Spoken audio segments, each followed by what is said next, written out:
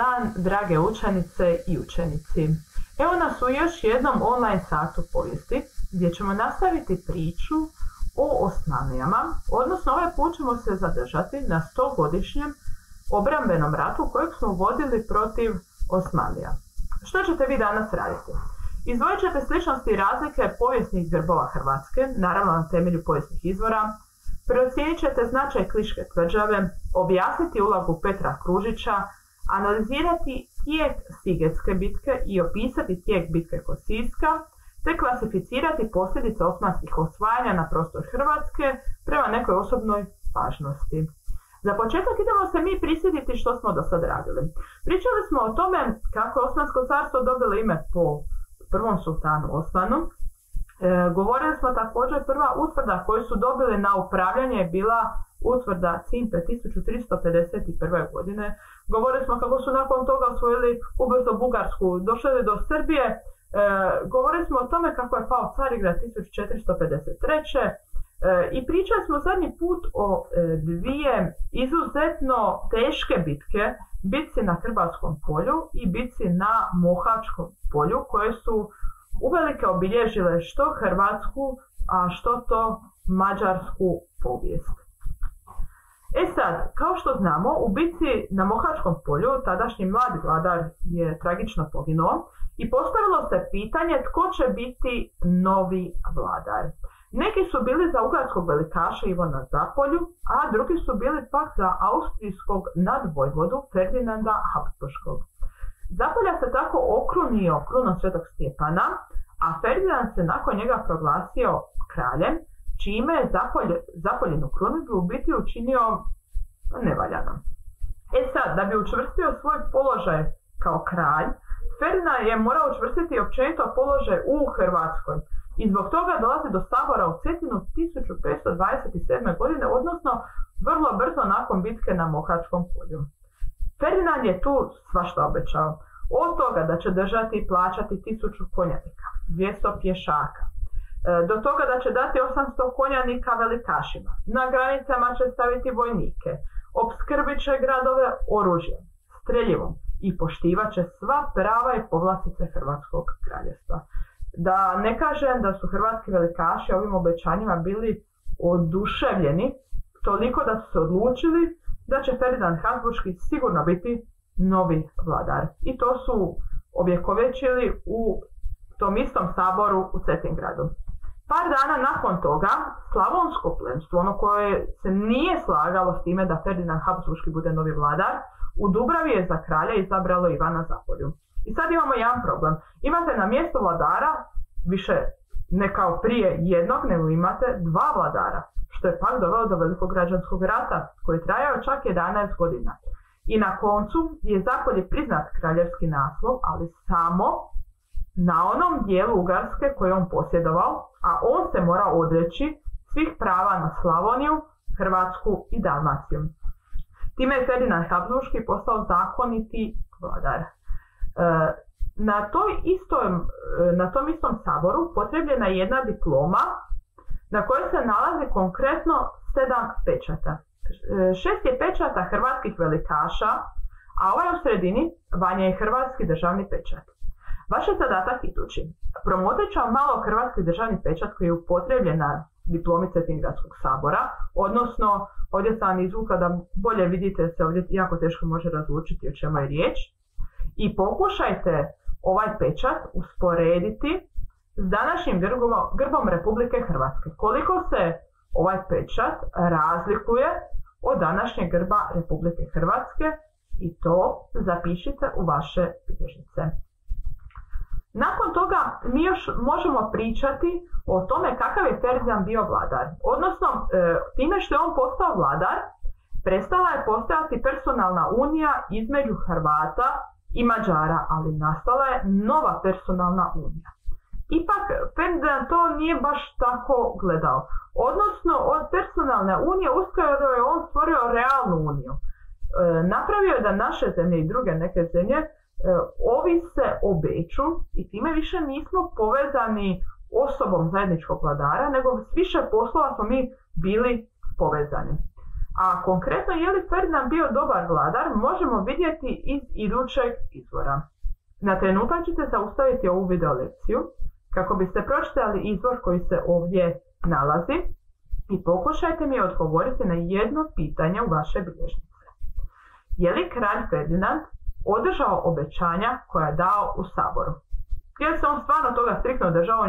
Vidjeli smo 1800 konjanika, 200 ovoga, oprema, nema što nije obećao. Je li se on toga držao ili su neke njegove namjere bile drugčije? Možda neku zakulisnu igru igrao. Pokušajte to pročitati iz ovog izvora. Ako pričamo o razdoblju koje ćemo mi danas raditi, mi u biti govorimo o 100-godišnjem obrambenom ratu.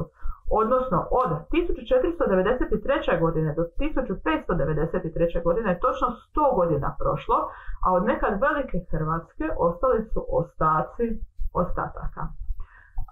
Nisu ove godine ovdje kako biste ih vi učili na pamet, nego čisto da vidite koliko su brzo neka osvajanja se dogodila i koliko je brzo osvojen teritorij Hrvatske. Iako nama danas 100 godina djeluje kao jedno veliko vremensko razdoblje, za tadašnje poimanje ratovanja nije bilo dugo vremensko razdoblje, a mi ćemo se danas malo više zadržati na 3 bitke. Danas ćemo malo više popričati o opsadi Klisa, o opsadi Sigeta i o bitci kod Siska. Za početak, kad pričamo o Klisu, dobit ćete jedan vrlo zanimljivi video. Video možete pristupiti preko ove poveznice ili preko QR koda i video vam pokazuje kako utvrda Klis izgleda. Proučite malo utvrdu Klis i pokušajte mi odgovoriti na ova pitanja. Zašto je Kliška tvrđava bila teško osvojiva? I istražite zašto je ona važna Osmanlijama. Kad to proučite kako Klis izgleda, pročitat ćete idući izvor koji govori o obrani Klisa i odgovorit ćete mi na iduća 4 pitanja. Koje gradove branio Petar Kružić? Tko je snosio trošak obrane tih gradova? U kojim gradovima Kružić traži sredstva za obranu? I opiši uskočki način borbe. Konkretno uskoci koji se spominju u ovom izvoru nakon pada Klisa su preseljeni u Senj i u Senju su se još dugo nakon toga zadržali, a kasnije o njima možemo čitati i u Žumberku. Osim opsade Klisa, možemo govoriti o još jednoj velikoj utvrdi, a to je Siget. Siget je bio veoma bitna utvrda na prostoru Ugarske i na nesreću našla se točno na Sulejmanovom putu, na njegovom pohodu u Beč. Sulejman je tad već bio duboko starosti i odlučio još jedan put opkoliti Beč, a utvrdu je branio bivši hrvatski ban Nikola Šubić Zrinski. Kao što vidite na ovom prikazu na vašim zaslonima, sama se utvrda dijeli na 3 dijela, na Novu Varoš, na Staru Varoš i na Stari grad i okružena je močvarom. Osim toga što se dijeli na 3 dijela, mi otprilike znamo da je u utvrdi bilo oko 2500 vojnika koji su većinom bili Hrvati. Kako su Osmanlije sve to više ne dirale, branitelji su se morali povlačiti te iz Nove Varoši ulaze u Staru Varoš, a onda iz Stare Varoši u Stari grad, gdje na koncu se našlo oko 600 branitelja. Tijekom opsadne bitke Sulejman je umro prirodnom smrću, ali neki uzak krug ljudi koje je on imao je tu smrt zatajio. Nitko nije znao da je Sulejman umro kako Osmanlije se ne bi razbježale. Da bi se 33. dan opsade grad našao plameno. Vaš je zadatak idući. Sada i na ovom idućem prikazu što ćemo raditi, vi ćete biti mali vojni analitičari. Proučit ćete prikaz koji se ovdje nalazi. Ja sam vam navela kako je grad podijeljen, odnosno kako utvrda podijeljena, gdje je močvara, gdje su topovi, gdje su osmanski šatori. Pročitajte i ovaj mali izvor koji se nalazi u narečastom okviru. Morate mi odgovoriti na 4 pitanja. Kako se približiti zidinama ako iste okružuje močvara? Koja je uloga topova u napadu na grad? Koje obećanje Nikola daje svojim vojnicima? I kakva je bila sudbina Nikole Šubića Zrinskog?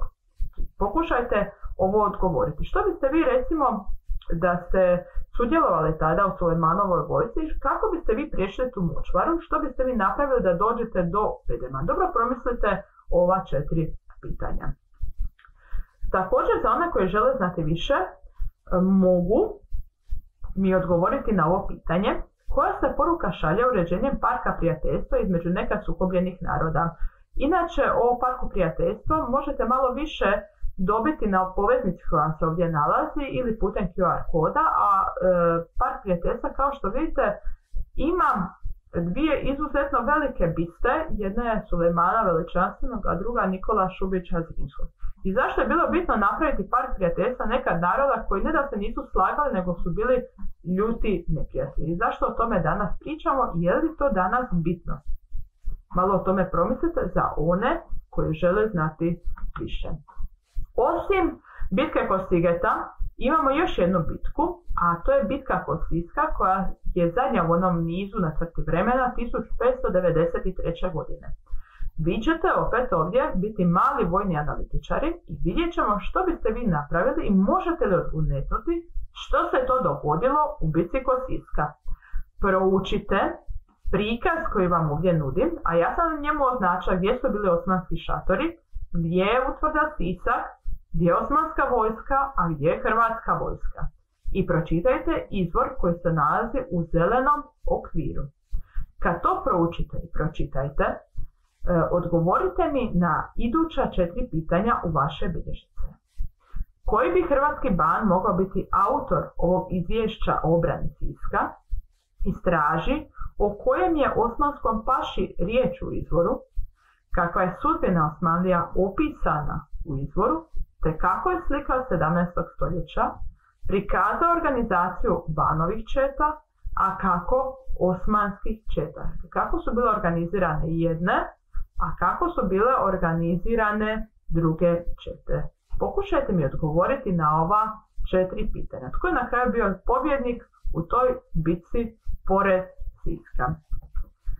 Za kraj, u obliku pčelinjeg sača posložit ćete mi posljedice koje vam ja ovdje nudim. Nakratko ćete opet zaustaviti ovo video predavanje.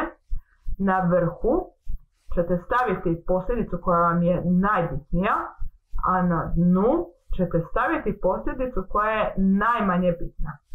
Kad posložite te posljedice, nadopunit ćete iduće 2 rečenice. Navela sam, napišite koju posljedicu kao najvažniju jer i objasnite zašto. I navela sam opet posljedicu kao najmanje važnu jer i objasnite zašto vam je to najmanje važna posljedica. I postoje li uopće posljedice koje su izuzetno bitne i one koje su manje bitne, odnosno manje važne. Na samom kraju pokušajte riješiti jednu križaljku. Pokažite svoje znanje, okušajte sreću i križaljci možete pristupiti putem poveznice koja se ovdje nalazi ili putem QR koda koji se također nalazi na vašim zaslonima. Do idućeg puta kad ćemo pričati o životu na osvojenim prostorima, ja vam se još jednom želim zahvaliti. Želim vam ugodno učenje i želim vam ugodan ostatak dana. Hvala vam još jednom i doviđenja.